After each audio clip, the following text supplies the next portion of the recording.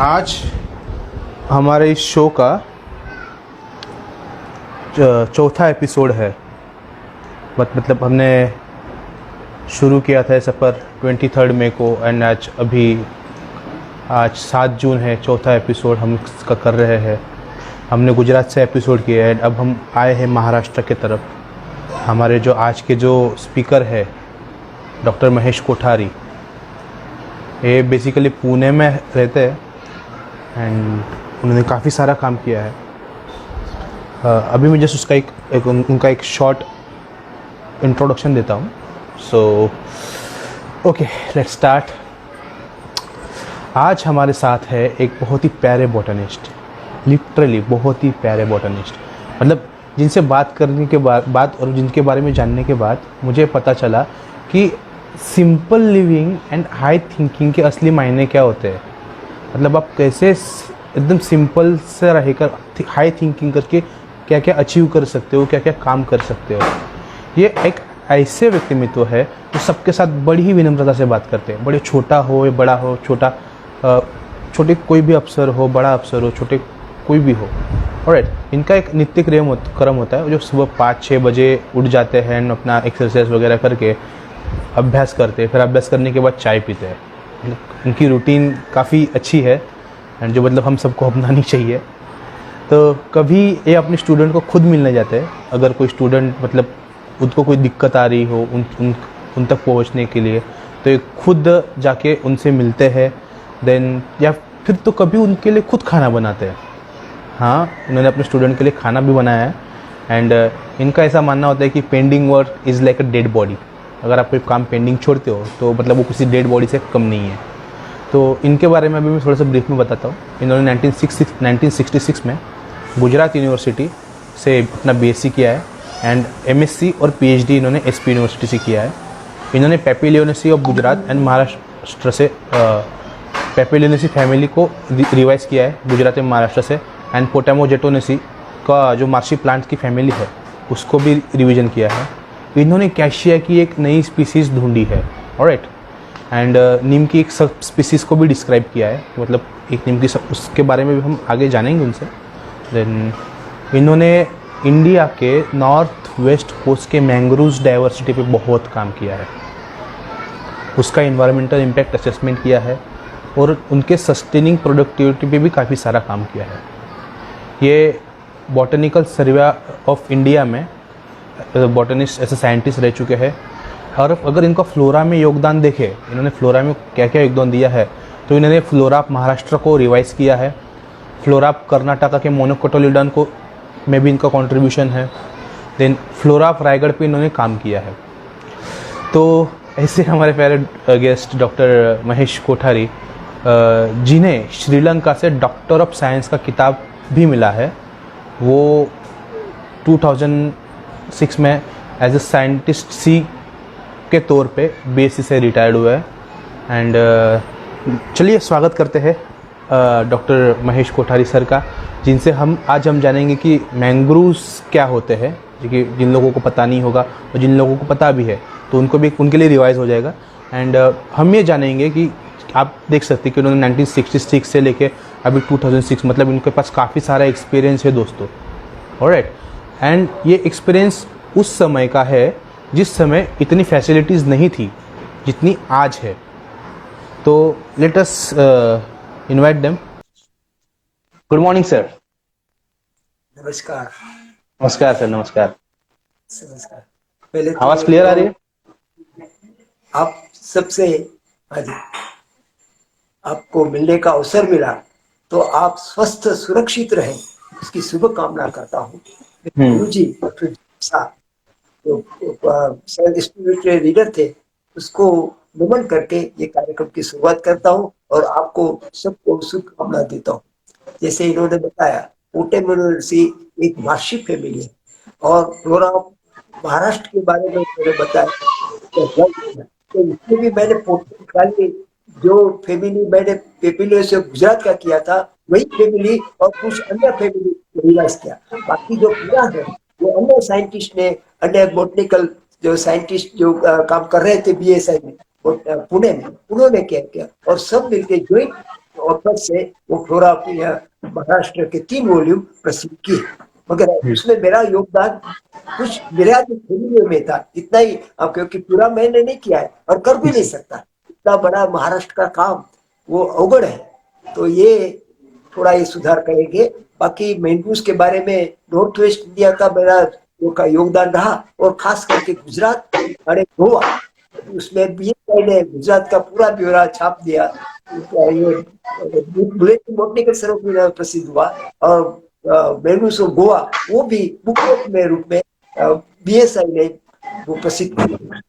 तो आज जो मेंढूस क्या है, सबसे बड़ी बात यह कि है ना, वो फॉरेस्ट और स्टिल्ट रूट्स जो वट वृक्ष हम देखते हैं, वड़वाई वगैरह देखते हैं, ऐसे ही आपने जो चित्र देखा होगा, भेजा होगा, तो उस पर जैसे राइजोफोरा है, और नार्कस के उसके ये विविपेरी जो दिखती है, न्यूमेटोफोर्स जो जिसमें रेस्पिरेटरी है, जो क्योंकि वो बड़े गिलास में उगते हैं तो श्वसन क्रिया नहीं कर सकते, तो एविसिनिया, सोनेरेसिया, राइजोफोरा वो नेगेटिवली जियोटॉपिक रूट्स हवा में गिरते हैं, क्योंकि वहां श्वसन क्रिया नहीं कर सकते, तो वो नेगेटिवली जो उसकी खास ये आधार के लिए उपयोगी है। और ऐसी वनस्पतियां करीबन जो है 59 प्रकार की है, और जो LK बनर्जी, ललित कुमार बनर्जी जो हमारे बंगाल के साइंटिस्ट हुए, तो उन्होंने भी है ना, TA राव और इंडिया के साथी के साथ प्रसिद्ध किया, फिर वैयक्तिक रूप से पूरा मेंढूस ऑफ ये इंडिया वो प्रसिद्ध किया, और उसमें गुजरात और ये अपना गोवा उस रीजन का काम करने का हमें मौका मिला, तो हमें जो लगा हो सका वो हमने 2 साल में वो पूरा किया प्रोजेक्ट। अरे बाद में आराम से BSI ने वो डाटा प्रसिद्ध भी किया। तो ये मेंढूस है, बड़ी उपयोगी वनस्पति है, वो फ्रेजाइल इकोसिस्टम में आती है, जो बच नहीं सकते, ऐसे डेलिकेट जो बोलते हैं उसको फ्रेजाइल बोलते हैं। तो ये वनस्पतियां एविसिनिया तोबरा बोलते हैं, तिवार बोलते हैं गुजरात में, महाराष्ट्र में तोबरा बोलते हैं, ऐसे 4 प्रकार के होते हैं। सोनेरेशिया बुल्गेरिया के मिलती है, बुल्गेरिया जिम्नोराइजा, सीरोस्पर्मा, और ये राइजोफोरा जो स्टिल्ट रूट आपने चित्र भी देखा होगा, तो उसकी भी वनस्पतियां मिलती है, और ये खास बहुत उपयोगी वनस्पति, जैसे ये एविसिनिया प्रजाति है, ये फोडर और उसके जो प्लांट्स फ्यूल के लिए उसका नाश कर रहे हैं, मगर वो इतनी वैल्यू है कि ये जो उसके लीव्स है वो बेस ग्रेन से भी ज्यादा पौष्टिक है। अच्छा। तो इसलिए यदि उसको भी उपयोग किया जाए तो उसमें से काफी लाभ होता है। टेनिन के लिए लेदर इंडस्ट्री में काम आती है। ब्रुगेरिया जो राइजोफोरा का जो उल्लेख, राइजोफोरा प्रोनाटा, वो हार्ट डिसीज, एंजाइना जो डिजीज होता है उसमें उपयोगी है, लेकिन है वो अस्थमा वगैरह में काम लगती है। फिर लुंगसिरा वनस्पति है, सीरियोक्स वनस्पति है, जो उसकी है, रेसिमोजा है, वो हर्पी और स्किन डिजीज के लिए उपयोगी है। लेकिन बहुत सारी उपयोगिता वनस्पति की है, उसके रेजिन्स वगैरह प्रोडक्ट्स मिलते हैं, बाई प्रोडक्ट्स उसके प्लांट्स, ऐसी बहुत सारी उपयोगी वनस्पति। उसका जो नाश हो रहा है खास करके बायोटिक फैक्टर से, बायोटिक माने जो over exploitation of leaves and उसका wood for fodder and fuel purpose, तो उसके लिए नाश हो रहा है। जैसे करीबन वो 10,000 जितने जो उसके उधर जो वाघेर कम्युनिटी के कच्छ गुजरात में, तो उसका अपना भरण पोषण के लिए उसका नाश कर रहे हैं।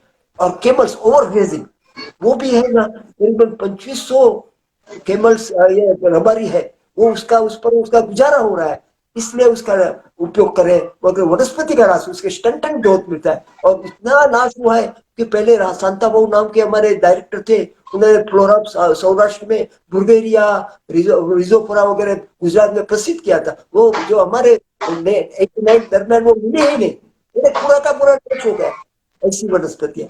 तो ऐसी वनस्पतियों का बचाने के लिए हमें प्रयत्न करना चाहिए। एबायोटिक जैसे ये अभी साइक्लोन आया, उसके कारण के एबायोटिक फैक्टर से भी नाश होता है। इंडस्ट्रियलाइजेशन, केमिकल फर्टिलाइजर्स और केमिकल हेजार्ड्स हम बोलते हैं, जैसे मरीन नेशनल पार्क, उसमें मीठापुर में वो इतना नुकसान हुआ है कि जो द्वारका में जो मरीन नेशनल पार्क में वनस्पति का नाश हो गया, प्योटन आइलैंड, और वहां से सलाया मुथराल के जो रिलायंस फैक्ट्री ग्रांड पाइपलाइन से तेल छोड़ते दरिया में, जो दरिया में ही वनस्पतियां मिलती है, प्योटन आइलैंड, तो उसका नाश हो गया। तो उसको हमने फॉरेस्टर ने बताया कि साहब इसका कुछ कीजिए, तो हमने इसका ब्यौरा देके गवर्नमेंट ऑफ इंडिया को ये हमारा ये रिपोर्ट है प्रस्तुत किया, और उन्होंने भी ये फ्रेजाइल इकोसिस्टम, तो नेशनल लेवल पर ये बायोस्फीयर रिजर्व, और खास इसके लिए कमेटी में जिसके एनवायरमेंट फॉरेस्ट के जो चेयरमैन है और जो सेक्रेटरी है उसके चेयरमैन है, उसकी 10 मैंग्रोव कमेटी भी उन्होंने स्थापित की है, और उसका काफी बचावने के लिए। तो ये मैंने छोटी सी भूमिका दी है, उसके बारे में आपको कुछ भी प्रश्नोत्तरी है तो आप वेलकम। Yes sir. तो मतलब आपने मतलब जो प्रस्तावना दी थी उससे काफ़ी सारी इंफॉर्मेशन मिली सर हमें। एंड अभी सर आगे बढ़ते हैं सर कि सर आप जो आपकी मैंग्रोव्स पे जो आपका काम है सर, एंड सर आपने मैंग्रोव्स पे तब काम किया जब सर इतनी फैसिलिटीज नहीं थी, जैसे कि हम अभी के बॉटनिस्ट अनुभव होते हैं कि हमें मतलब ट्रांसपोर्टेशन के लिए व्हीकल मिलता है, इंस्ट्रूमेंट अच्छे अच्छे नई टेक्नोलॉजी मिल रही है। एंड आपने उस समय में काम किया है सर जिस समय इतनी सारी टेक्नोलॉजी अवेलेबल नहीं थी, इतनी सारी फैसिलिटीज अवेलेबल नहीं थी।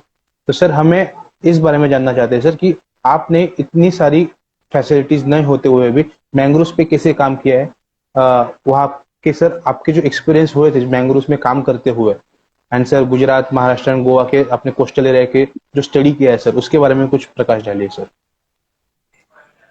बड़ा अच्छा क्वेश्चन है। खास करके मैंग्रोव्स को मड्डी शीशों में जाना पड़ता है, जहाँ है ना मड में ही काम करना है, तो गमबूट बड़ा पहनना पड़ता है, चलना भी ये बड़ा कठिन रहता है। तो पूरी पार्टी के साथ जाना होता था, मेरे साथ साइंटिफिक असिस्ट रहेंगे, 2 फील्डमैन रहेंगे, फोटोग्राफर रहेंगे, वो बीएसआई की टीम। जब ये उपलब्ध था तो हमें ये देते भी थे साधन, अब बीएसआई की जो जीप वगैरह, मगर कभी कभी हमें बस से जाना पड़ता था, तो वो भी हम गए हैं। फॉरेस्ट डिपार्टमेंट के जो आदमी है वो मदद करते थे। तो जैसे जखौ खावड़ा बॉर्डर तक भी हम जाके गए थे, और पाकिस्तान के नजदीक है लखपत वगैरह, वहां भी जाना हुआ, पिरोटन आइलैंड। तो वो है ना एक दुर्मिल जगह जहाँ हम है ना जा ही नहीं सकते, तो वहां का फॉरेस्ट डिपार्टमेंट के साथ आपको रात को 12 बजे जाना पड़ेगा, तो 7 बजे आप पहुंचेंगे। तो फॉरेस्ट डिपार्टमेंट में टीम लौट थी, 8 बजे तो हम पहुंचे, 12 बजे शुरुआत की। तो ऐसे अवगढ़ समय में हमें निकलना पड़ता है। तो हम ध्यान देखते हैं कि ये सरल है वो कठिन है, उसका सर्वेक्षण भी बड़ा कठिन है। तो ये सब दिक्कतें हमें आती है। जैसे मुझे योगायोग से इधर नॉर्थ वेस्ट बंगाल में सिस्टमिक बोटनिस्ट देहरादून का मुझे दौरा हुआ, तो वहां भी लद्दाख वगैरह विस्तार में रिमोट एरिया में डॉक्टर पी के हजरा जो हमारे रेयर प्लांट्स का उसको इंचार्ज थे, तो उसके साथ जीप में लद्दाख, तांगांगला पास वगैरह, द्रास, नुब्रा वैली, ऐसे रिमोट एरिया में भी घूमने का मौका मिला। तो ये कलेक्शन इजी नहीं है, समय देना पड़ता है, करीब करीब कभी कभी एक महीना भर। हमें जो कर्नाटक फ्लोरा में डॉक्टर प्रसन्ना वगैरह गए थे, तो एक महीना भर उधर थे, 40 दिन तक। तो ये पूरा का पूरा टीम लेके जाना पड़ता है। पूरा खाने का इंतजाम, हमारे लोग खाना बनाते थे, सुबह से निकल जाते थे, दोपहर को जब टाइम मिले तब खाना खाते थे। वो भी हमारे फील्ड में कुछ जो 2 चपाती और सब्जी बनाते थे वो खाना खाते थे। इस प्रकार से कठिनाई झेलनी पड़ती है, कुछ Yes, पाना sir. है तो कुछ खोना है। Yes sir. तो सर आपने मैंग्रोव्स पे जो स्पेशल जो काम किया है सर उसके बारे में बताइए सर, कि मतलब अपने मैंग्रोव्स क्या होते हैं सर, एंड मैंग्रोव्स पे वो आपने कहा कि अभी साइक्लोन वगैरह आता है तो मतलब वो सब ये अब नष्ट होने के कगार पे है सर, बहुत हार्म पहुंचता है सर मैंग्रोव्स को। तो सर उसके उसके लिए हम क्या कर सकते हैं सर? मैंने उसको बचाने के लिए खास करके जो है तो जर्मिनेशन उसका होता है, और उसके जो है वो ये रूट्स है उसको मत पानी फिक्सिंग करते हैं।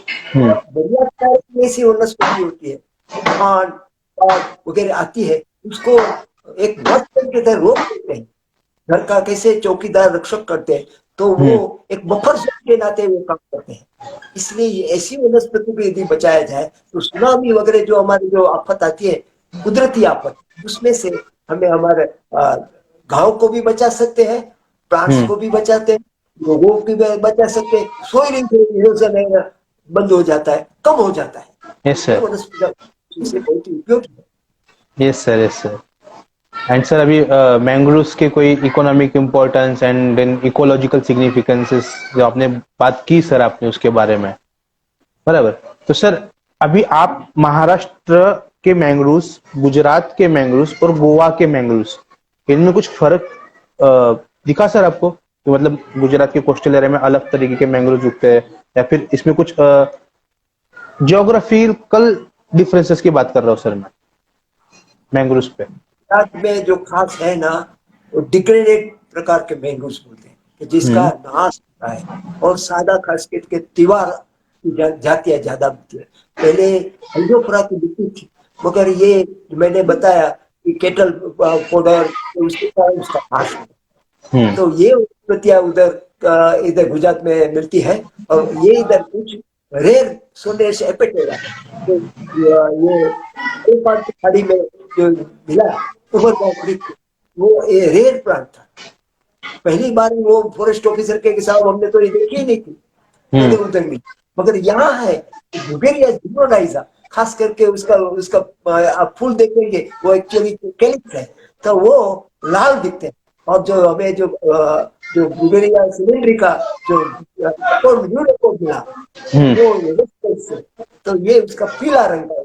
और ये उसके विपरीत वनस्पति है। तो हम्म। बुगेरिया की जाति जो देखिए वो जो गुजरात में प्राप्त नहीं है। और फिर चोरा हुआ लेन, और जो मांडविया जोरा के एशियन सेंचुरी है, तो उसमें ये वनस्पति पनपती है।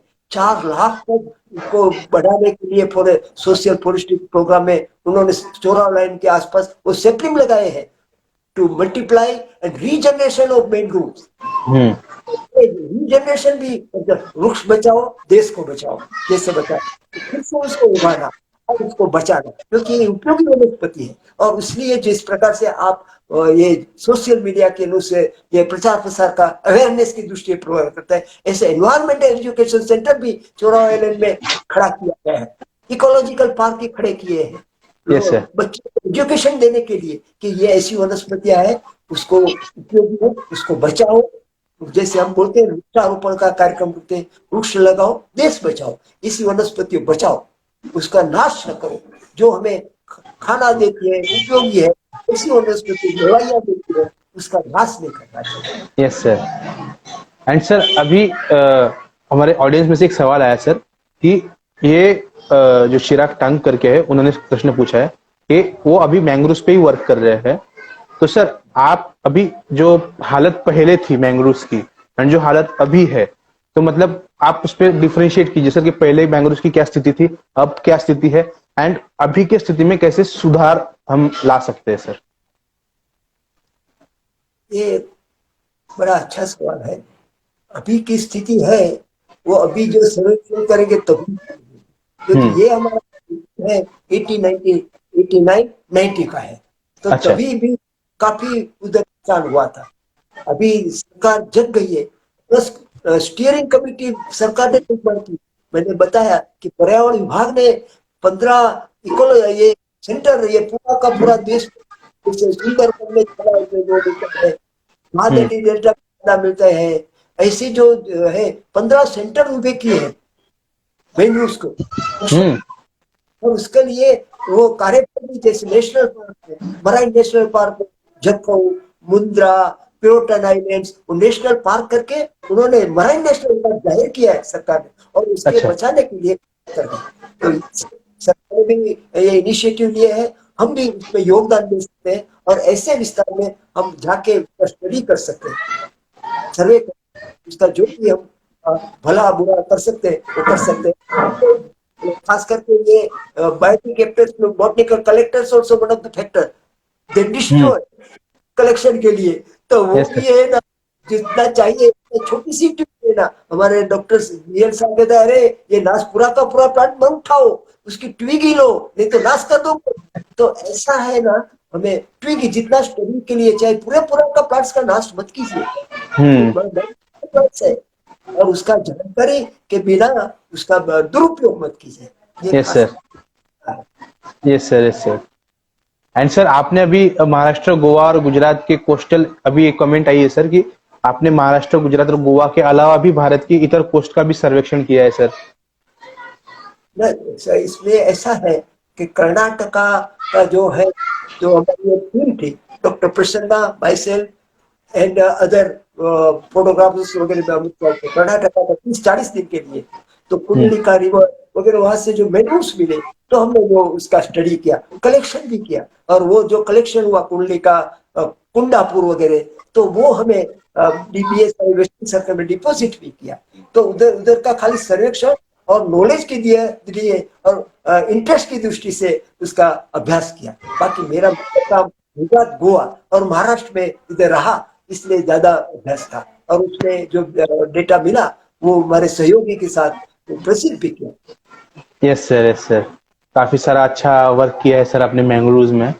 एंड सर हमें मतलब जो जानकारी है सर, उसके हिसाब से सर आपने एक कैशिया की नई स्पीसीज भी पता लगाई है सर, कैशिया की नई स्पीसीज को भी डिफरेंशिएट किया है सर। तो सर वो कौन सी स्पीसीज है सर कैशिया की, एंड वो अदर स्पीसीज से डिफरेंशिएट कैसे, अलग कैसे है सर? ऐसा है कि सिया कोलाबेंसिस, कोलाबा जिला रायगढ़ जिला को बोलते थे पहले, उसका अच्छा। नाम कोला। तो मैं और मिस्टर सी शिला मूर्ति, एस मूर्ति, उसको ये रायगढ़ पुरा का काम किया, और 1903 में वो प्रसिद्धि हो जाए, 2000 था। तो हमें पाली देवस्थान, तो पाली के गणपति का पूजा किया, दर्शन करवाया पूरी टीम को, कलेक्शन करने के बाद उस एरिया का पूरा सभी फोर्स में मिले थे, तो वहां उसके दिया गया। और फिर ये रोड लाइन्स पर और अन्य विस्तार में भी वो वनस्पति, जिसका नाम है केसिया कोलाबेंस, और उसको डिफरेंशिएट इस प्रकार से, उसको है ना, टॉप में एक लिफलेट होती है एक्स्ट्रा, और उससे वो जान सकती है। उसकी फल है वो भी है ना, जो केसिया जो की अलग जाति है, तो उससे भी बड़े होते हैं, तो ये फल भी बड़े होते हैं, और उसका स्वरूप थोड़ा छोटा होता है, और ओड लिपलेट है वो, उसकी जो लिपलेट उसमें मिलती है, उससे वो प्रसिद्ध होती है। ऐसा ओके हुआ, सर। ऐसा जो ओड लिपलेट केसिया की पूरी प्रजाति में नहीं मिलती है, तो मैं ऐसे, ये तो नई प्रजाति है, केसिया नहीं है, तो हमने ये वनस्पति फॉरेन भी भेजी, जो उसके जो मोनोग्राफी वर्क करते हैं, तो बोले कि उसका जो एनाटॉमिक और अदर स्ट्रक्चर का अभ्यास किया, तो वो वही है, खाली मोर्फोलॉजिकल कैरेक्टर में ये अलग है, तो आप उसको सब स्पीसीज, ये न्यू स्पीसीज के नाते डिस्क्राइब कर सकते, पर न्यू जेनेरा के नाते डिस्क्राइब नहीं कर सकते। जो डायरेक्टर एमपी नायर, उन्होंने हमारा जो प्लान्स था, myself and mister Murthy collected that sent in queue, और वहाँ के जो साथी हैं, उन्होंने भी ये राय दी कि आप जनेरा नहीं डिस्क्राइब कर सकते, न्यू स्पीसीज करके वो डिस्क्राइब कर सकते हैं। अच्छा, केसिया कोलाबेंसिस नाम दिया, और kolabensis sir. Kothari et al, Kothari Murthy and MP Nair, उस नाम से प्रसिद्ध। Yes sir. एंड सर इसका डिस्ट्रीब्यूशन कैसा सर है, कैशिया कोलाबेंसिस का? वो महाराष्ट्र में मिलती है, वो महाराष्ट्र में मिलता है। अन्य जगह प्राप्त नहीं है, और हमें मिली, नहीं मिली, नई खोज, न नई वनस्पति, इसलिए न्यू स्पीसीज बोलते हैं, नई प्रजाति, तो इस नाम से हमने प्रसिद्ध की। Yes sir. एंड सर आपका अभी नीम के भी सब स्पीसीज में वर्क कर योगदान रहा है सर, आपने नीम की सब स्पीसीज भी? जो अमरावती जिला में नीम की एक प्रजाति है, एजाडेरिटा इंडिका, तो हम नाम बोलते हैं, इस सब स्पीसीज वर्तकी ऐसा नाम दिया, तो वो भी उससे जो है वो छोटा पेड़ रहता है। अच्छा। इसके फूल भी, इसका अन्य गुण के दृष्टि से भी डिफरेंशिएट होती है, तो एक सब स्पीसीज के नाते वो हमें वो प्रसिद्ध किया। हमारे साथ हमारे उस समय के डायरेक्टर एनपी सिंह वो भी जुड़े हैं, मिस्टर ए लोंडे उस समय मेरे साथ थे, और डॉक्टर एनपी सिंह, वो तीनों के नाम से पहला मेरा वो कार्यभार ज्यादा था, योगदान, तो मेरा नाम रखा, तो कोठारिएट है वो सब स्पीसीज एजाडेट इंडिका सबसे वर्तक बड़े वैज्ञानिक अगर डायरेक्टर देते थे तो उसको नाम के, और वो हमारे एनपी सिंह साहब के उसके पीएचडी के गुरु थे, तो उनके नाम से वो sub species Vartak एजाडेट indica sub species Vartak. अच्छा, ओके सर। एंड सर आप अभी नीम की डाइवर्सिटी के बारे में कुछ बताएंगे सर, मतलब इंडिया में किस किस प्रकार की नीम पाई जाती है? जो है ना, काफी जो है वो उपयोगी है। खास करके नीम है तो कड़वा रहता हम्म। है वो कड़वा बोलेगी पर बच्चे के लिए अच्छा है। वैसे पेड़ पौधों में नीम है, बड़ा उपयोगी हो सकता, कड़वा है मगर वो स्किन डिजीज वगैरह उसमें बहुत ही उपयोगी है उसका काढ़ा। खास करके ये वसंत ऋतु है तो उसका सुबह हम्म। काढ़ा तो आपको कभी भी है, ये आपको डायबिटीज के लिए भी फायदा है और स्किन डिजीज के लिए। एजाडिरेक्टा इंडिका एक ही प्रजाति उसकी जात में थे, एजाडिरेक्टा इंडिका, और उसकी जो डिफरेंस मिली वो अलग नहीं है, खाली उसकी जो थोड़ा गुणधर्म में उसका मॉर्फोलॉजिकल कैरेक्टर डिफरेंट है, इसलिए उसको सब स्पीसीज का हमने नाम दिया, सब स्पीसीज वर्त की एजाडिरेक्टा सब स्पीसीज वर्त। हम्म। Yes sir. तो सर मतलब आपने नीम के भी सब्सपीसीज ढूंढी, कैशिया की भी ढूंढी। आप सर मैंग्रोव्स पे काम किया है, आपने बीएसआई में भी वर्क किया है सर। तो सर जब आप बीएसआई में जुड़े सर, तो बीएसआई में जुड़ने के बाद आपका बीएसआई में रोल क्या था सर? मतलब आपने बीएसआई के थ्रू कौन से प्रोजेक्ट्स किए सर, एंड उसके बारे में सर थोड़ी जानकारी हम जानना चाहेंगे सर आपसे।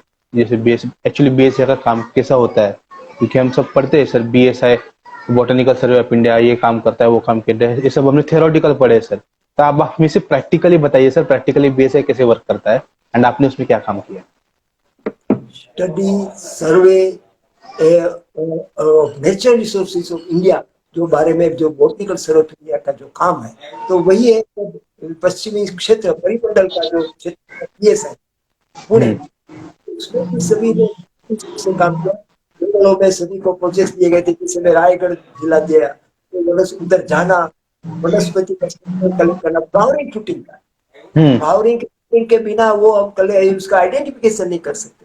और बीएससी का आइडेंटिफिकेशन की मास्टरी, एक एक उदाहरण ही दे दूं, एक उधर की नाम ही देने में मैं नाम नहीं दूंगा, एनसीएल नेशनल केमिकल लेबोरेटरी, उसका एक रिसर्च स्कॉलर आपका जैसा ही था, उसने डायलॉग पढ़ा है अस्थमेटिका, जो हम्म। अस्थमा के लिए बहुत उपयोगी है। उस पर 3 साल काम किया वो प्लांट पर, हम्म। और उसकी थीसिस लिख के हमारे डायरेक्ट उस समय के deputy director doctor NP Singh, Netrapal Singh, उसके लिए थीसिस भेजी। अभी उन्होंने देखा कि ये तो अलग दिखता है, टाइलोफेरा इंडिका नहीं है, हम्म। इंडिका नहीं है। तो बोले कि तुमने क्या से कलेक्ट किया, तो कि लोड़ा वाला तो उधर मिलती है नहीं, और देखा तो वो टाइलोफेरा इंडिका नहीं था, मगर है ना टाइलोफेरा डालजेली था, which is hmm. Very human being. जो आर एस राव, रोला राव थे, उन्होंने सुना अरे ये तो आदमी को मार देगी, ऐसी वनस्पति का उन्होंने नाम दिया आलेफेरा इंडिका, जो अस्थि में हाँ। है ही नहीं। तो वो तो स्विमरिंग था बॉय, नाउ भी नहीं देंगे। तो उन्होंने बताया कि अभी है ना भूल जाओ, आप पीएचडी लेके बैठ जाओ, उसको प्रसिद्ध मत करो, क्योंकि हम्म। वो उसका ये करेंगे तो आदमी मर जाएंगे। तो आप लेके शांतता बैठे जाओ। तो मेन जो मेरा कहने का मुद्दा था आइडेंटिटी, हाँ। Proper identity you will get in USI only, अन्य जगह आपको प्रॉपर आइडेंटिटी नहीं मिलेगी प्लांट्स की। तो वो आइडेंटिफिकेशन के लिए बोटनी की मास्टरी, क्योंकि 1 लाख से अधिक हमारे पास नमूने हैं, उसका डिसेक्शन करके उसका आइडेंटिफिकेशन है, और प्रॉपर आइडेंटिटी करके उसको है ना टाइलोफेरा इंडिका, तो उसको ये कपबोर्ड्स में रखा जाता है, उसको उगाते भी हैं, और वो अस्थमा के लिए बहुत उपयोगी है। पश्चिमी क्षेत्र में आप जाएंगे ना, 7 दिन का कोर्स है उसका, अच्छा। उसको सुबह लेना, और आपको है ना वोमिटिंग होगी उसका पत्ते खाने से, और आपको ये अस्थमा ठीक हो जाएगा। तो काफी लोग आते थे, मगर हम है ना किसी को तकलीफ हुए, मेरे जैसे सीनियर सिटीजन है, उल्टे वोमिटिंग हो, उसको तकलीफ हो गई, तो बोले कि डॉक्टर की चिट्ठी लाओ, तो हम वो पत्ते देंगे। तो वो हम्म। हमने एक ये बोलते हैं ना, ये वेबसाइट रखी है हमारी, कि हमें है ना वो हमें हमारे बाद में ब्लेम करते थे आपकी ये पत्ते खाने से हमारे इस को नुकसान हो, तो वो हमें थोड़ी मर्यादा रखी। तो ये हम्म। मैंने का मेरा तात्पर्य यही है कि proper identity that you will never get, you will not get anywhere except ये बॉटनिकल सर्वे, क्योंकि वहां आदमी वही काम करते हैं, स्टडी, सर्वे, कलेक्शन, आइडेंटिफिकेशन और कला। लाखों स्पेसिमेन है, ये 100 साल पुराना भी स्पेसिमेन है, मुझे मालूम है पीएसआई वेक्टर सेक्टर में, और अच्छी तरह से संभाला हुआ है। उसको कलेक्शन करना, उसको ड्राई करना, उसको पॉइजनिंग करना, और सीट पर उसको बैठा के उसको लड़के अभी उसको ये बेंथम हुकर सिस्टम में कब्बर्ड में लगाना, रेनेसेंस टू पोएसिक, ऐसे वर्गीकरण में। और अभी तो डिजिटलाइजेशन का जमाना है, तो सभी संस्करण में डिजिटलाइजेशन हो गया और सभी का फोटो भी ले गई है, और डिजिटल वर्क में अच्छा काम हुआ है, क्योंकि मानो कि वो नाश हो गया, बिगड़ गया पौधा, तो आपके पास फोटो है डिजिटल सा आपको कंप्यूटर में। तो ये है ना डिजिटलाइजेशन का, जो हमें मोदी साहब बोलते हैं कि अभी जमाना कंप्यूटर का है, हमारे जैसे और लोगों का नहीं है। हमारे डायरेक्टर जो थे एनपी सिंह साहब, उसकी बेटियां उधर, अरे पापा जी आप क्या ये कहते हैं, जुना पुराना घुमा दीजिए, कंप्यूटर दे दिया। तो कंप्यूटर नई जो शोध है उसका फायदा है। अभी आप भी देखिए ना, इतना सोशल मीडिया के द्वारा ऐसा इंटरव्यू ले रहे, और एक प्रकार अवेयरनेस ही है, अच्छा काम है। तो ये भी इसके लिए आपका धन्यवाद, सभी जो दर्शक मित्र है उसका भी मैं धन्यवाद प्रकट करता हूँ। Yes sir. तो सर अभी आगे बढ़ते हैं हमारे प्रोग्राम में। तो सर आपने बीएसआई में काम किया है, आपने पीएचडी भी करवाई है सर, तो हमारे पास आपके पीएचडी के कुछ किस्से हैं सर, एंड इवन हमारे कुछ आपके लैब के भी किस्से हैं सर। तो हमने ऐसे सुना था कि कुछ बारिश का सीजन था एंड फिर आपको विंडो खोलनी थी एंड वो विंडो बंद कर गई थी, तो आप विंडो को खोलने गए एंड एक्सीडेंटली सर आपको हाथ में कांच लग गया एंड आपका हाथ कट गया सर। एंड आप कटने के बावजूद भी आपने एक हाथ से सारा काम किया था सर, मतलब जब तक वो हाथ ठीक नहीं हुआ सर तब तक आपने काम किया था सर। तो सर इसके बारे में थोड़ा बताइए सर, ये किस्सा क्या है? किस्सा ऐसा है, रमूजी किस्सा है, जो मीनू भाई परबिया उन्होंने बताया होगा, हमारे गुरु भाई हम्म। मीनू भाई परबिया। तो ऐसा था कि बंद था, तो देख नहीं सकते। जो मुझे काम दिया था ये एपिडर्मल वर्क, स्टोमेटा एंड ट्राइकोटा, तो वो कैसे देख सकते हैं? तो जड़ होगी प्रकाश, ये बारिश के समय में, तो मैं खुल रही तो जोश करने लगा, तो उसकी कांच है मेरे राइट जो है वहां लग गई, ये बोलते हैं रिस्ट, रिस्ट पे। रिस्ट में लग गई। तो फिर तो मेरे ही सहयोगी अमृत भाई पटेल जो अभी नहीं रहे, मीनू भाई, वो मुझे लेके उधर आनंद गए, उसका स्टिचेस भी लगवाए और ठीक हो गए। मैंने ऐसा केस होता है, मगर वो काम में भी काम रुकना नहीं चाहिए। रुक गया तो जैसे नदी का पानी कैसे बहता रहता है, रुक गया तो बिगड़ गया। तो काम है, रुकना नहीं चाहिए। यस सर, आप ही नहीं कहा था सर कि sir pending work is like a dead body sir. हाँ, तो ये यही मुख्य कहने का तात्पर्य यही है कि हमें काम करते रहना चाहिए, रुकना नहीं चाहिए। Great sir. सर अभी मतलब हमारा जो बेसिक प्रश्न होता है सर, कि जो हम हर अपने गेस्ट से पूछते हैं कि सर आपने बॉटनी में ही करियर करना है सर। एक्चुअली ये सवाल मुझे शुरुआत में लेना चाहिए था, लेकिन अभी जैसे अपने मैंग्रोव्स और जो जैसे बातें चढ़ती गई सर, उस हिसाब से ये सवाल अभी पूछता हूँ सर मैं। तो सर आपको बॉटनी में ही करियर करना है सर, ये कहाँ से सूझा सर कि अपने बॉटनी में ही आगे बढ़ना है? फील्ड्स तो डिसिप्लिन तो कई सारे थे। रोचक सवाल है। पहले मुझे टीचिंग में ही इंटरेस्ट था। 5 साल मैंने अध्यापन का कॉलेज में काम भी किया, पेटवा साइंस कॉलेज दमन में भी मैंने लेक्चरर के नाते काम किया, मगर वो हंगामी नौकरी निकली। और तो फिर मैंने सोचा कि अपना ये क्वालिफिकेशन बढ़ाना चाहिए। तो मेरे सहयोगी थे एमएससी के अमृत भाई पटेल, उसको लेके भाई इधर है स्कॉलरशिप, अभी शुरुआत में नहीं मिलेगी, बाद में मिल सकती है। तो बाद में मिल गई, गवर्नमेंट रिसर्च फेलो हो गया और 4 साल में पूरा हो गया। और मुख्य इंटरेस्ट यही कि मेरे पहले है ना ये सुई वाला डॉक्टर बनने का इच्छा था, मगर वो तो नहीं बना, तो डॉक्टर पद ही तो आना चाहिए, तो पीएचडी किया। और वनस्पति शास्त्र पहले से मेरा बोटनी और जूलॉजी और केमिस्ट्री मेन सब्जेक्ट था, बोटनी प्रिंसिपल बीएससी में। फिर एमएससी भी बोटनी विद्यानगर से किया और पीएचडी भी बोटनी में किया। तो इस प्रकार से बोटनी वनस्पति तो हमें उपयोगी है। और ये ऐसी वनस्पति शास्त्र में पहले से जो अभ्यास किया तो उसमें ही मैंने संशोधन वर्क किया, और फिर बीएसआई में भी यूपीएससी थ्रू, इसमें मेरा पोस्टिंग हुआ पुणे में। तो यहाँ का मौका मिला, अभ्यास का मौका, सर्वेक्षण का मौका मिला, और आप सबसे मुलाकात का भी मौका मिला। Yes sir.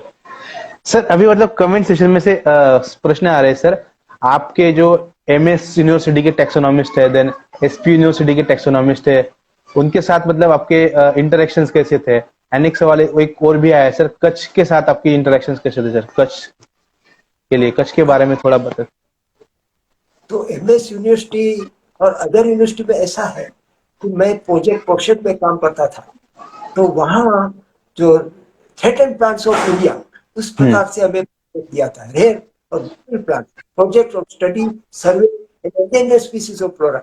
डॉक्टर सुधा जो डायरेक्टर एसके जी, तो उन्होंने मुझे गुजरात में डायरेक्टर निकल दिए थे, तो पूरा उधर का है ना, पूरा गुजरात का हर्बेरिया मैंने किया, उधर लखनऊ का किया, तो सभी साइंटिस्ट के इंटरेक्शन में जैसे सबनी समय राव, के एस एस राव, सबनी प्रोफेसर, हाँ, और वहाँ के ओझा करके थे, आर.एन. ओझा, वो थे मेरे पास। जो एक था अंजारिया करके, वो उन्होंने वही किया, और हमारे जो डायरेक्टर पे थे रिटायर हुए, वो तो वहाँ के ही थे, उन्होंने वहीं से ही किया। तो ये सब इसलिए उनके साथ में संपर्क में आया, तो और उनसे मुलाकात हुई इस प्रकार से। Yes sir. सर आपने काफी सारे बीएसआई में रह के इन्वायरमेंटल इम्पैक्ट असेसमेंट के काम किए हैं, तो सर आप उनके बारे में थोड़ी जानकारी दें। एंड सर सबसे पहले बताइए कि इन्वायरमेंटल इम्पैक्ट असेसमेंट होता क्या है, किस तरीके से काम करता है, इसके फायदे क्या है सर? नहीं, इम्पैक्ट माने असर। इन्वायरमेंट मैंने ये का ही बताया कि बायोटिक फैक्टर, जैविक અને अजैविक कारक, उसको बायोटिक અને एबायोटिक फैक्टर्स कहते हैं। तो वो ये उसमें पौधों, पेड़ पौधों पर असर करता है, जैसे ये over grazing, over exploitation, industrialisation, chemically से अन्य अधिक और वगैरह, तो ये परिबल बोलते हैं, उसको इम्पैक्ट बोलते हैं। एनवायरमेंट, पर्यावरणीय असर, उसको इम्पैक्ट, एनवायरमेंटल इम्पैक्ट। तो उससे कैसे बचाया जाए प्लांट्स को, इस प्रकार से हमें जो अभ्यास हुआ और हमें देखने को मिला, वो पुस्तक के रूप में, पेपर के रूप में प्रसिद्ध। फिर हेलो सर, आवाज आ रही है मेरी? हाँ जी, आवाज आ रही है मेरी? आ रही आ रही। हाँ मेरी आवाज? हाँ सर, आ रही है सर, आपकी भी आवाज आ रही है। एंड सर फिर आपने चिलेवाड़ी डैम का भी एक इन्वायरमेंटल इम्पैक्ट असेसमेंट किया था, तो सर तो खास इसके लिए है कि मैंने बताया ना, प्रोजेक्ट्स है ना, जो इंजीनियर्स लेते हैं डैम, तो उधर है ना, कोई उस डैम प्रोजेक्ट में काफी आजू बाजू का विस्तार में है ना, वो नाश हो जाता है, पानी को बना लेती है।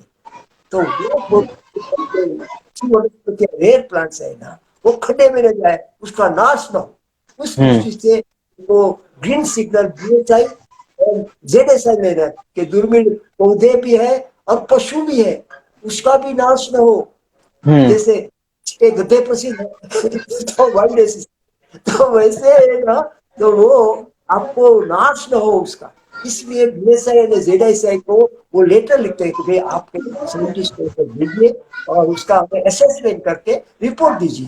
तो खास प्रोजेक्ट का वो मुझे अभी भी याद है, तो काफी है ना, उन्होंने सब कर लिया और सब अच्छा है करके प्रोजेक्ट क्लियर कर दिया। तो वहाँ हमारे जो डायरेक्टर थे एनपीसी, मैंने फोटो वगैरह साहब, वो पानी में इतना जो डैम में पानी आ गया है, आजू बाजू इतनी अच्छी वनस्पतियां हैं, और अंदर जो पानी जो भर गया है, उस डैम एरिया में भी रहेगी, क्योंकि आजू बाजू के किनारे की इतनी वनस्पतियां हैं, तो उसमें तो ये है ना, गलत है। तो प्रोजेक्ट रुकवा दिया था सूर्या रिवर प्रोजेक्ट। तो ये सब ही होता है। तो ये ग्रीन फ्लैग, जो ग्रीन सिग्नल, जब तक BSI and ZSI, zoological survey of India, ऐसी संस्था है केंद्र सरकार की, तो यस उनको वो भेजते थे लेटर। तो हमें ऐसे 17 प्रोजेक्ट के लिए मुझे योगदान ये जाने का मौका मिला, और जो भी हो सका उतना किया। Yes sir. तो सर अभी बोला था तो Kutch, my native place is Kutch Bhuj, yes इसलिए सर। कच्छ के बारे में बहुत लगाव है। अब मैं बोला कच्छ के बारे में क्यों आपको लगाव है? कच्छ हाँ मेरा native, I born and brought up from Kutch Bhuj. हाँ, तो सर कच्छ के बारे में कुछ बताइए सर, मतलब वही ना वो जो सर। इसके मैंने बताया तो है मैंने उसके बारे में। तो हम्म वैसे वहां बोलते हमारे एक लेक्चर थे जुअलॉजी के, तो बोलते कि मैं शुरुआत में गया तो बटाटा ये गुड़ लेके गया, मगर वहां लेके सब मिलता है। ऐसा कांदा बटाटा ले जाने की गरज नहीं है, सभी मिलता है। तो काफी एडवांस एडवांस ये प्रदेश है। भूज, जादूगर, और ये अन्य जो है रण ऑफ कच्छ, अभी उधर तो यात्रा करते हैं लोग रण ऑफ कच्छ की। Yes sir. एक खासा ये एक प्रेक्षणीय स्थल हो गया है टूरिस्ट लोगों के लिए। वहाँ रहने की भी सुविधा रहती है और काफी अच्छा है। मैं भी घुमा हूँ वाइल्ड एसेस के, मैंने फोटोग्राफ लिए है कुछ, वहाँ भी इकोलॉजी के पार्क उसकी भी विजिट की थी मैंने कच्छ के। और वहाँ का भी रिपोर्ट हमारे मटीरियल्स ऑफ कैटलॉग और threaten plants of India Gujarat और राजस्थान के जो दुर्मिळ पौधे उसमें प्रसिद्ध भी हो चुका है। अच्छा। ये बातें बता ही नहीं सकते एक ही थोड़े से इंटरव्यू में। तो जो आपने पूछा अच्छा क्वेश्चन था, तो धन्यवाद। Yes sir. एंड सर अभी एक और जो कहानी हमारे पास है सर, कि सर आपने आपके स्टूडेंट के लिए मतलब सर खाना बनाया था। एंड मतलब एक सीन था सर ऐसे कि आप उनको बोलते थे कि जब भी कोई पीएचडी या फिर कुछ भी काम हो तो आप बोलते थे खाना मत बिगाड़, आप संडे टू संडे काम करते थे एंड उनको बोलते खाना बनाने में, खाना खाने में टाइम मत बगाड़, मेरे घर आ जा, मेरे घर आके खा। एंड सर फिर एक सीन ऐसा था कि फिर आपने खुद खाना बनाया था सर, तो ये क्या किस्सा है सर? किस्सा ऐसा है कि मिस्टर गिरीश बड़े, ये बड़े करके मेरा जो विद्यार्थी हुआ पीएचडी का, एथनोबॉटनी ऑफ पुलिना वैली उस पर हम्म काम किया। तो एनजीओ में काम करता था। तो वो महीने में 2 महीने में एक बार आते, योगायोग से हमारी श्रीमती कहीं तो गई थी। तो मैंने बोला कि भाई हम अभी थोड़ा सा बना लेते हैं। तो थोड़ा बहुत मैं सीखा हूँ हम्म अकेला। तो बच्चे उधर ही हमने जो बना हो सका वो हमने बनाया और दोनों मिलके खाया। तो उन्होंने शायद ये रिपोर्ट दिया हो जीएन बड़े, अभी वो यस सर। तो अपने में प्रिंसिपल, एक दूसरे भी student G N Patil is professor है इन वाघोली साइंस कॉलेज। तो चलता है, 2 ही स्टूडेंट्स में से मिल पाए और उसके साथ बाकी ये पीएचडी थीसिस वेरिफिकेशन के लिए 7-8 थीसिस वेरीफाई की, बड़ोड़ा, गुजरात, वीर भाई परबिया, उसके भी 1-2 स्टूडेंट्स का वेरिफिकेशन किया था थीसिस का। वो बुलाते थे तो और मैं चाहता था प्रोफेसर थान की उसके भी स्टूडेंट का थीसिस का देखना हुआ। इस प्रकार से थोड़ा बहुत उन्होंने ये वहाँ बोलने के लिए भी 2 गेस्ट लेक्चर लिखे थे साउथ यूनिवर्सिटी के, तो उसमें भी बोलने का अवसर मिला। तो ये मैंने लाभ लिया। Yes sir. तो सर अभी एक प्रश्न आया है सर हमारे पास ऑडियंस में से। तो सर गल्फ ऑफ कच्छ और कोरी क्रीक के मैंग्रोव्स के हैबिटेट के बारे में जानना चाहते हैं सर, रितेश पुकर सर। अच्छा, गल्फ ऑफ कच्छ खास करके है कैम्बे की बात, गल्फ ऑफ कच्छ और कैम्बे। तो हम वहां गए थे तो वहां जो खाड़ी का अंदर हम 2-3 था में, मगर उस समय हमें एक छोटा सा एक ही विसीले का मिला। हम्म अंदर गल्फ में रहेगा आजू बाजू, मगर गल्फ में तो हम जा नहीं, उसके किनारे की जो विस्तार है सेफ्टी एरिया मंडी एरिया उसमें हम कर सकते हैं। तो वो भी किया। और कच्छ में खासकर गल्फ ऑफ कच्छ तो ये लखपत अरे खावड़ा खड़ी वो डिश में ये तो इतना उसमें पानी रहता है हम्म और ये है विस्तार। तो उसमें भी गम के साथ मेरे सहयोगी मिस्टर के.एम. राव और फील्डमैन उसके साथ गया, एक बोर्ड कर फोटोग्राफर भी थे, उनके साथ भी उस टीम में था। तो वहां हम गए लखपत, फिर खावड़ा गए, और वो पूरा का पूरा विस्तार बॉर्डर तक वो विस्तार जाता है, इसका ये फैला हुआ है और अच्छे है। वहां भी के ये पक्षी थे, आपको जो बोलते हैं जाति में वगैरह, तो वो वहीं में खुश है फ्लेमिंग, तो वो यस वहीं सर, मिलते हैं। तो ये सब है ना, जाने से देखने से अनुभव होता है। Yes sir. सर काफ़ी अच्छा एक्सपीरियंस था सर, आपने हमारे साथ शेयर किया सर। एंड अब सर मतलब मैं आपको भी एक रिक्वेस्ट करना चाहूंगा कि सर आप ना आपके पूरे जीवन का सार जो आपने बीएससी एमएससी आपके पीएचडी के वक्त या फिर वहां से लेके अब तक सर, आपके पास मतलब बहुत ज्ञान का भंडार है सर। तो हम चाहते हैं कि सर आप अपने ज्ञान का भंडार हमारे साथ शेयर कीजिए सर। मतलब जो भी आप यंग जनरेशन को कुछ मैसेज देना चाहेंगे, या फिर वो चीजें जो आपने खुद एक्सपीरियंस की है एंड आप दूसरों के साथ शेयर करना चाहेंगे कि आप इस तरीके से काम कर सकते हो, इस तरीके से रिसर्च कर सकते हो, आप ऐसे पढ़ सकते हो, ऐसे पढ़ा सकते हो, एंड एनीथिंग सर, जो मतलब एक यंग जनरेशन को आप मैसेज देना चाहेंगे सर, तो प्लीज सर। ऐसा है कि जो भी भगवान ने, परमेश्वर ने, गॉड ने हमें समय दिया है, उसका सदुपयोग, हमें तो उनका थैंक्स मानना चाहिए कि उन्होंने अच्छी, हम बोलते हैं कि 83 लाख योनि में से मनुष्य योनि मिली, ऐसा बोलते, तो उसको तो याद करना ही चाहिए।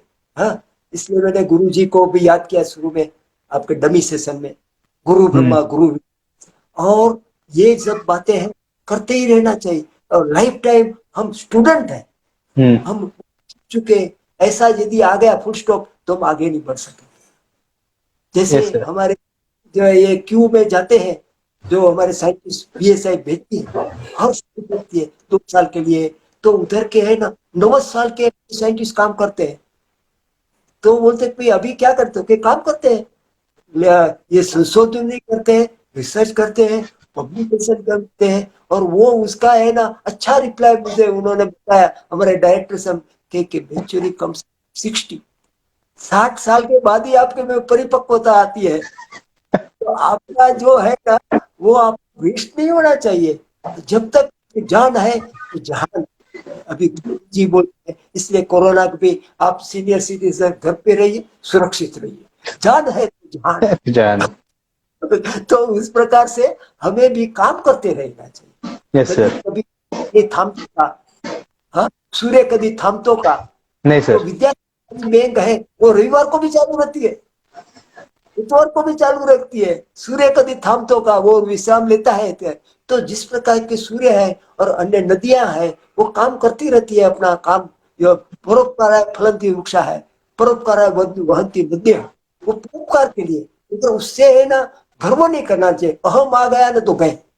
Yes sir. था, और हमें जो भगवान ने मौका दिया वो कर पाए।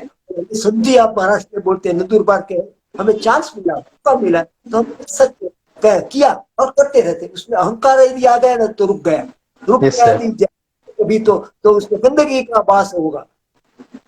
रुकना नहीं चाहिए, नदी की तरफ ज्ञान की, अपने जीवन की गंगा बहती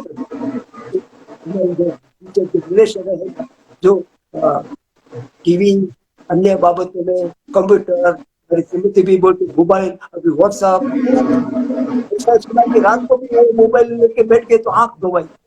यस सर। तो क्यों रखना चाहिए? वो करना चाहिए, जरूरी है और उपयोगी है, काफी इंफॉर्मेशन मिलती है ये।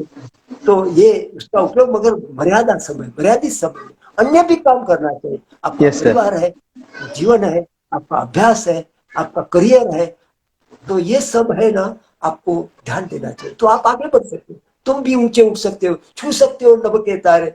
इस प्रकार से यदि हमने अपना ध्येय ऊंचा रखा तो ऊंचे उठ सकते हैं। ये यस सर। ध्येय छोटा तो गिर जाते हैं, मगर प्रयत्न करता रहना चाहिए, यस उसमें सर। निराश नहीं होना चाहिए। इतना ही मेरा यंग जनरेशन से ये कि भाई जिंदगी पर स्टूडेंट मानिए, आप इंजीनियर हो गए, आप तो हो गया मेरा काम, तो ऐसा नहीं है, मतलब कई बातें हैं आपको जानने की है, उसमें सीखिए और सिखाइए। Yes sir. देने से क्या मिलेगा? दान परिषद भाषा में बोलते हैं जैन लोग, आप दोगे तो दुगुना मिलेगा, भगवान आपको देगा। ज्ञान भी हम्म। आप है ना, दुगुना आपका है ना ज्ञान बढ़ेगा। अभी आपके हम्म। साथ ये इंटरव्यू में आपके साथ मुझे भी काफी सुना, जानने को मिला, मैंने यस सर। खोया नहीं पाया। तो ये सब है ना, ये पॉजिटिव एप्टीट्यूड रखें हम, तो हम सीख सकते हैं पॉजिटिव एटीट्यूड रखने का, और जिंदगी भर स्टूडेंट रहने का। तो हम ये यंग जनरेशन को खास तरह एक सीनियर सिटीजन के दृष्टि से संदेश। यस सर, धन्यवाद सर, आप हमारे साथ जुड़े एंड आपका जो वैल्यूएबल एक्सपीरियंस है सर, जो आपने हमारे साथ शेयर किया। अभी सर प्रश्न आ रहा है सर कि मैंग्रोव्स में अभी क्या काम करना बाकी है, मतलब ऐसा कौन सा काम है जो अभी तक हुआ नहीं है मैंग्रोव्स में? खास करके इलेक्ट्रोकेमिकल वर्क है ना, काफी लोगों ने किया है, मगर वो भी जरूरी है सर्वेक्षण, और उसका खास करके रीजनरेशन जैसे चुनाव आइलैंड में भी है, environment education centre, ecological park वगैरह जो बताया है, जो कर सकते हैं वो कर लेते हैं। बाकी काफी ये फ्रेजाइल इकोसिस्टम है, वो है, आती है जाती, मगर वो उपयोगी है। Yes sir. तो कोई वस्तु को हमें छोड़ना नहीं चाहिए, ये देखना चाहिए। Yes sir. Yes sir. है हृदय पीड़ा, सुबह उठ के पानी पीना आरोग्य की दृष्टि अच्छा है। तो ये चरक संहिता वगैरह, चरक लोगों ने बड़ी संहिता की, अपने वैदिक काल से ही अपना शास्त्र है, अभी से नहीं। तो इसलिए भी वो बीएसआई ने विचार किया कि अपने अपने पास ही मनुष्य धन है, तो ये उनका उपयोग करके हमारे लोग ही बीएसआई का बॉटनिकल सर्वे ऑफ इंडिया का, भारतीय वनस्पति संरक्षण का ये काम करें, ज्ञान संपादन करें और पुस्तक के रूप में प्रकट करें, तब लोगों यस को उसकी उपयोगिता है वो जान। Yes sir. यस सर, धन्यवाद सर, आपने काफी सारे मतलब आपके एक्सपीरियंस, आपके अनुभव और आपकी कुछ अच्छी अच्छी शिक्षा दी है सर हमें आज।